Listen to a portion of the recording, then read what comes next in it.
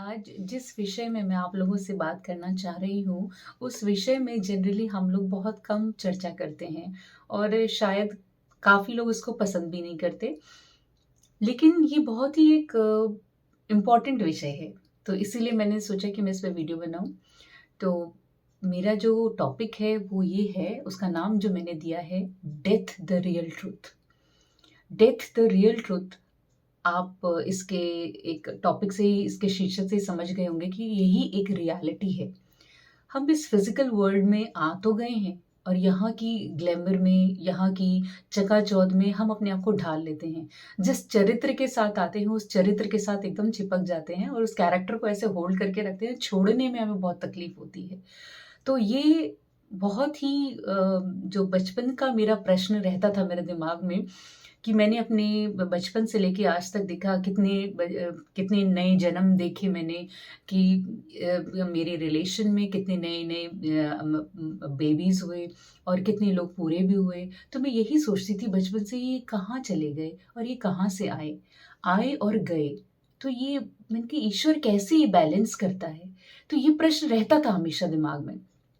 धीरे करके जब मैंने अपने इस प्रश्न में बहुत इसके उत्तर को ढूँढने की, खोजने की कोशिश की, कई पुस्तकों के द्वारा, गुरु के मार्गदर्शन के द्वारा, तो ये चीज़ मुझे अब जाके जीवन के इस पड़ाव में समझ में आई कि ये सब परमात्मा के द्वारा ही रचित है।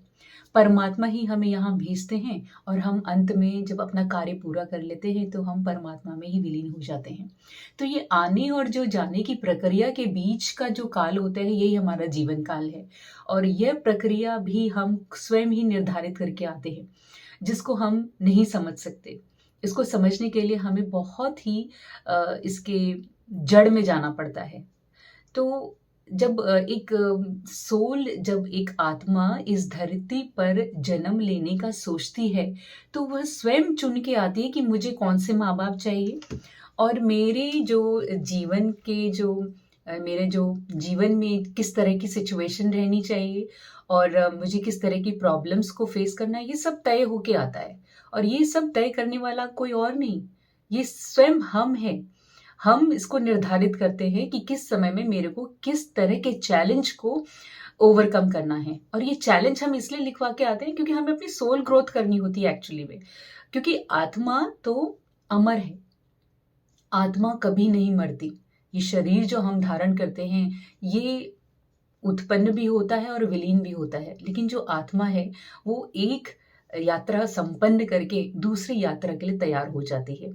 तो कभी ऐसी स्थिति जीवन में आती है, या आपके जो संपर्क में आने वाले जो लोग हैं, जो अपनी एक आयु को पूरा करके अपनी एक यात्रा को संपन्न करके निकल जाते हैं, तो ऐसी स्थिति में हमें शायद उनको अच्छे से विदा करना चाहिए और उनके लिए एक स्पेशल तरह की एक प्रेयर रखनी चाहिए कि आपकी आत्मा ने जो यात्रा तय की, उसमें आप हमेशा सफल रहें और आप और उन्नति करें।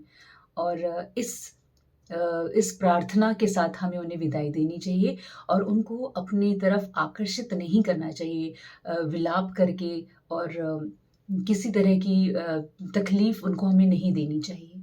और अगर वो आप ये बात को समझ सकते हैं, तो वो जाने वाली जो सोल होती है, वो तो बहुत अच्छे से अंडरस्टैंड करने लग जाती है कि मेरी रियलिटी क्या है। लेकिन जो डिफ़रेंस ये रहता है कि वो शरीर के अंदर नहीं है, अब वो शरीर से निकल चुकी है। जब शरीर से निकल चुकी होती है, तब उसको ये ज्ञान आता है। तब वो सोचती है कि शायद ये ज्ञान मुझे पहले होता तो मैं क्या कुछ नहीं कर सकता था। तो इसको समझना और इसको जानना बहुत ज़रूरी है और आप भी इसके लिए निरंतर प्रयास करते रहिए। धन्यवाद।